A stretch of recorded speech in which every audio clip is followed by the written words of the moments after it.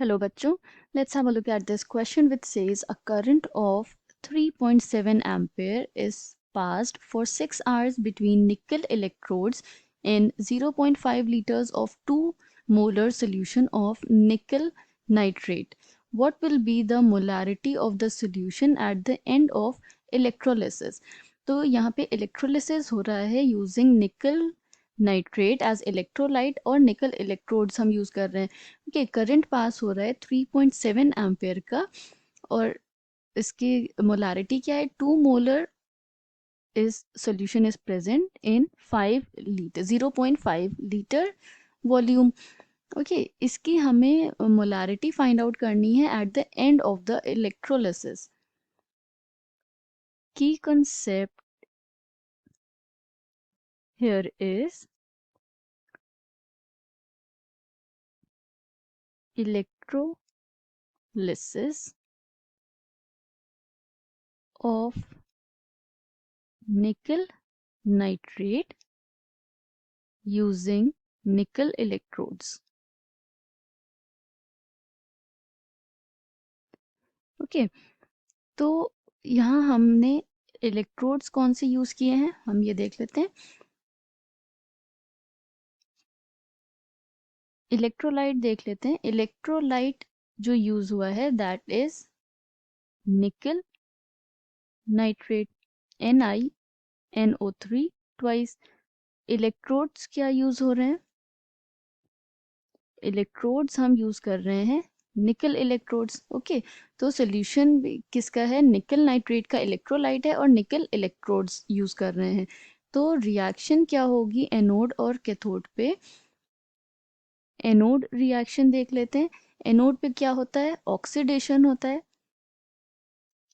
Okay, तो यहाँ पे निकल स्पीशी का ही ऑक्सीडेशन होगा. कैसे ऑक्सीडेशन होगा?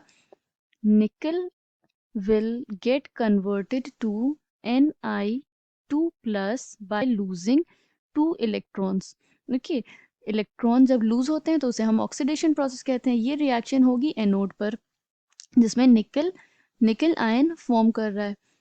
ओके, अब हम कैथोड रिएक्शन देख लेते हैं. कैथोड पे क्या होता है? रिडक्शन होता है. तो रिडक्शन किसका होगा? निकल स्पीशी का ही रिडक्शन होगा. कैसे? Ni2 plus will get reduced by accepting 2 electrons. 2 electrons को वो एड ऑन करेगा जिससे एलिमेंटल निकल फॉर्म हो जाएगा. ओके, तो निकल जो फॉर्म हो रहा है एनोड पे निकल आयन फॉर्म हो रहे हैं और कैथोड पे निकल आयन यूज्ड अप हो रहे हैं और एलिमेंटल निकल फॉर्म हो रहा है. तो हम कह सकते हैं यहाँ पे that equivalent of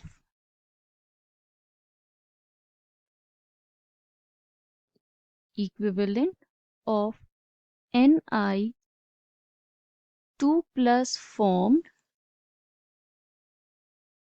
is equal to equivalent of nickel 2 plus lost. Okay, जितना निकल फॉर्म हो रहा है एनोड पे उतना ही निकल लॉस्ट हो रहा है कैथोड पे. ओके, तो ये अमाउंट इक्वल हो जाएगा. तो we can say that there will be no change in molarity. Molarity क्या होती है? It is concentration. ओके, मतलब number of moles per litre. That will not change क्योंकि जितने फॉर्म हो रहे हैं निकल आयंस उतने ही लॉस्ट हो रहे हैं कैथोड पे. तो मोलारिटी इस सॉल्यूशन की एंड ऑफ इलेक्ट्रोलिसिस में चेंज नहीं होगी.